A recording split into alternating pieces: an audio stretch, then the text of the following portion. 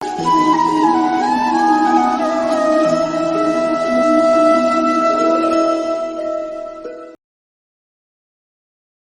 ब्रह्मा गुरु विष्णु गुरुदेवो महेश्वरा, गुरु साक्षात परब्रह्म तस्मै श्री गुरुवे नमः।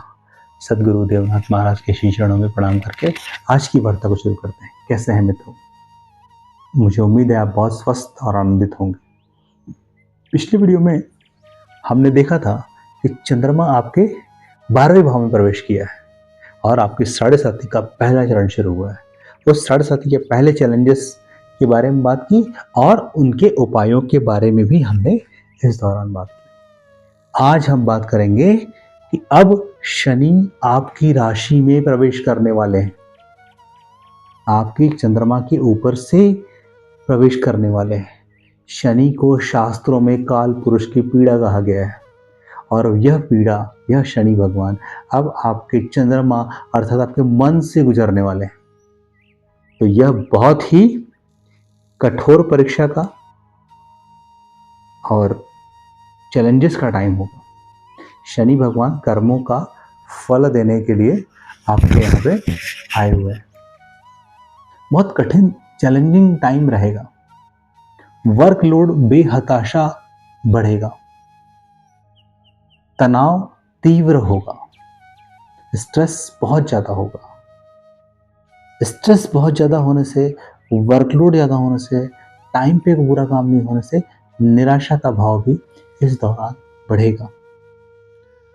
आत्मसंदेह निश्चित तौर पे इस कालखंड में बढ़ता हुआ देखा गया है। असुरक्षा की भावना, इनसिक्योरिटी कॉम्प्लेक्स इस दौरान बहुत बढ़ता हुआ देखा गया है। निर्णयहीनता बढ़ जाती है, असुरक्षा की भावना आती है, कंफ्यूजन स्टेट ऑफ माइंड है, इल्यूजनेटिक माइंड हो जाता है। इस दौरान अनिर्णय की स्थिति आपको देखने मिलती है। भावनात्मक रूप से यदि हम देखें तो यह समय थोड़ा सा उथल पुथल वाला है, गड़बड़ है, प्रभावित करता है। क्योंकि इस दौरान आपकी मानसिक स्थिति सही नहीं है तो परिवार में भी स्ट्रेस क्रिएट, तनाव तीव्र रूप से सामने में आता है। पति पत्नियों के बीच में बहुत बड़ी गलतफहमी पैदा होना, स्ट्रेस क्रिएट होना, आपसी विवाद होना, लड़ाई झगड़े होना, इस तरह की जो चीज़ें हैं ये पारिवारिक तौर पर भी इस दौरान देखने को मिलती हैं। इसके अलावा मनोदशा बहुत गड़बड़ है, पूरा उथल पुथल वाला मामला इस दौरान रहता है, इस कालखंड के दौरान रहता है। उथल पुथल चल रही है, मानसिक है, ओवर थिंकिंग बहुत ज़बरदस्त परम चरम पर रहती है इस दौरान में। इस वजह से भी शारीरिक समस्याएं बढ़ती हैं, हड्डियों की समस्याएं, एक्सीडेंट्स होते हुए देखे गए हैं क्योंकि मन सही नहीं है। हड्डियों की समस्याएं देखने को मिलती हैं, रक्त विकार देखने को मिलता है, पाचन तंत्र गड़बड़ाया हुआ रहता है इस कालखंड के अनुसार। बहुत ध्यान रखने की आवश्यकता है इस कालखंड के दौरान में। इतना स्ट्रेस क्रिएट होने के बाद, इतनी चैलेंजिंग सिचुएशंस आने के बाद में आदमी का जीवन से मोह भंग होने लगता है। अरे यार क्या चल रहा है, पलायनवादी प्रवृत्ति का हो जाता है कि यार मेरे को सब छोड़ छाड़ के मेरे को भाग जाना है कहीं, अब मुझसे ना ये सब झेलते नहीं बन रहा है। इस तरह की जो प्रवृत्ति है वह देखने को मिलती है, अर्थात एक प्रकार की मानसिक अशांति उस व्यक्ति के जीवन में आती है। चूंकि ये सब होगा तो कैरियर में बाधाएं नहीं आएंगी, ऐसा नहीं, कैरियर में ही बाधाएं आएंगी, तनाव होगा, बॉसेस की डांट खानी पड़ेगी, क्योंकि काम टाइम पे पूरा नहीं हो पाएगा। कई बार नौकरी छूटने जैसी, व्यापार में घाटा होने जैसी स्थितियां भी देखी गई हैं। साझेदारी टूटती हुई दिखी गई है इस दौरान। संबंधों में गंभीर समस्याएं भी इस दौरान हम लोगों ने महसूस किया और अपने पिछले अनुभवों के आधार पर देखा भी है कि संबंध में बहुत तनाव पैदा हो जाता है। इसके अलावा इकोनॉमिक क्राइसिस पिछले वर्ष शुरू हुआ था, वो इकोनॉमिक क्राइसिस कंटिन्यू होता है क्योंकि ये सब चीज़ें हो रही हैं तो कहीं ना कहीं अर्थव्यवस्था भी बिगड़ती हुई देखी गई है। एक बात और भी है, चूंकि मानसिक सही नहीं है, शारीरिक सही नहीं है, तनाव बढ़ा हुआ है, तो आपकी जो रोग प्रतिरोधक क्षमता है वह भी इस दौरान थोड़ा कम होती है या कम होती हुई देखी गई। तुरंत कोई भी रोग हो जाएगा, बीमारियां लग जाएंगी, सर्दी खांसी बुखार, इस तरह की स्थितियां फटाफट, मौसम बदलाव हो गई। तो ये देखा गया है इस दौरान में। अभी ये तो चैलेंजेस हैं, शनि आएगा और आपने जो पिछले कर्म किए हैं उसका एक हिसाब किताब करने के लिए आता है, और हमको उसके लिए तैयार रहना चाहिए। करना क्या चाहिए, उपाय क्या है कि हम इन सभी परिस्थितियों की जो मैंने अभी आपके सामने इसका वर्णन किया है, एक्सप्लेन किया है, तो इससे कैसे बच सकते हैं। तो मैं बिल्कुल कहूँगा कि थोड़ा इंटेंस उपाय की ज़रूरत है। मैं कहूँगा दोनों समय में घर में बैठ के ओम शनि शनिश्चराय नमः की एक माला का जाप, अर्थात दिन में 2 मालाओं का जाप अवश्य करें। संभव है गायत्री मंत्र नियमित तौर पे 1 माला का जाप करें। इंटेंस इश्यूज हैं इसलिए बता रहा हूँ कि गायत्री सूर्य का प्रतिनिधित्व करती है, स्वास्थ्य को ठीक रखने के लिए मदद करेगी।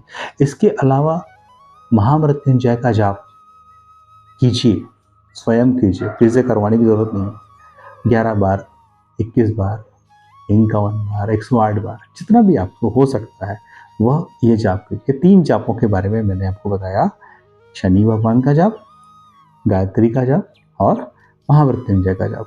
तो ये 3 जाप आप अपने पूजा जो आप घर में करते हैं, उपासनाएं करते हैं, उस दौरान इसको अवश्य कीजिए। इसके अलावा संभव हो तो शनिवार का व्रत कीजिए।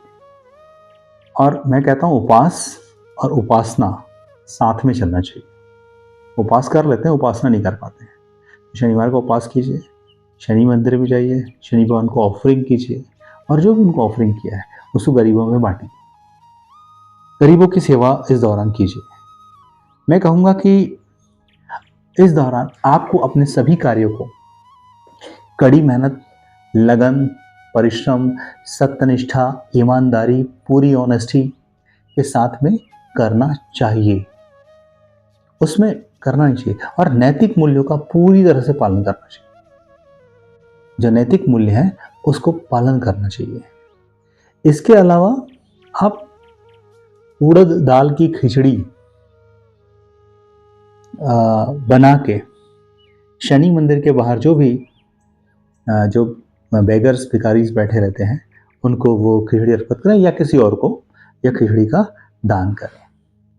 इसके अलावा किसी योग्य ज्योतिष से पूछ के, यदि समस्याएं बहुत गहन हो रही हैं, चैलेंजेस बहुत ज़्यादा बढ़ रहे हैं इस दौरान में, तो किसी योग्य ज्योतिषी से परामर्श करके नीलम या नीली जिसका उपरत्न है वह धारण किया जा सकता है। जामुनिया भी धारण किया जा सकता है। वो कुंडली पे निर्भर करेगा कि क्या धारण करना उचित होगा। ये कुछ चैलेंजेस हैं।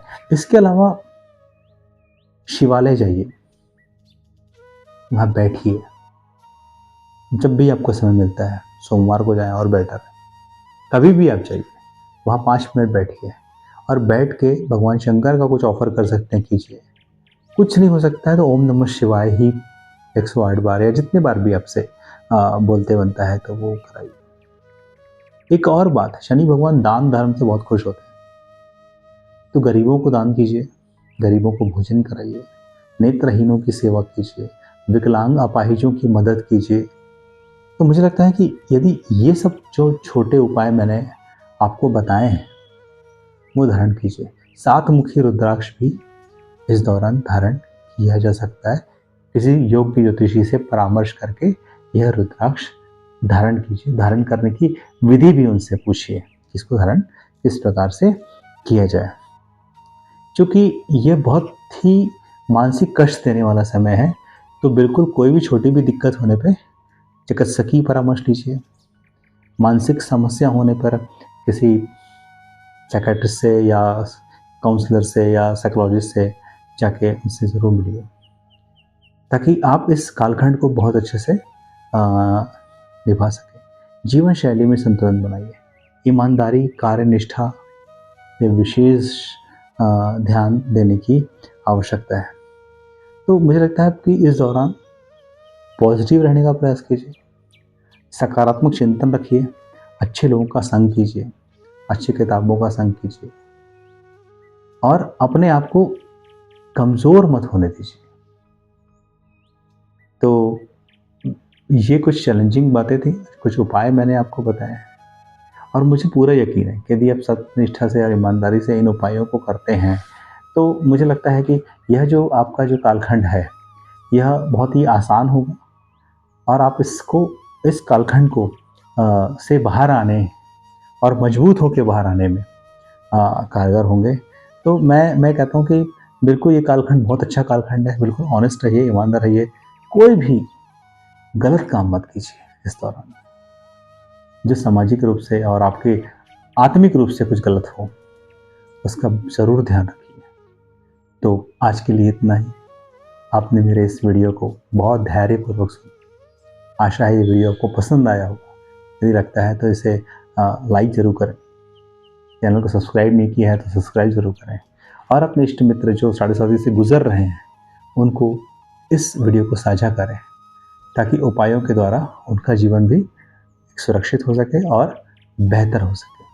आज के लिए इतना ही। आपने मुझे धैर्यपूर्वक सुना, इसके लिए पुनः आपका बहुत बहुत धन्यवाद, बहुत बहुत आभार। जय श्री राम।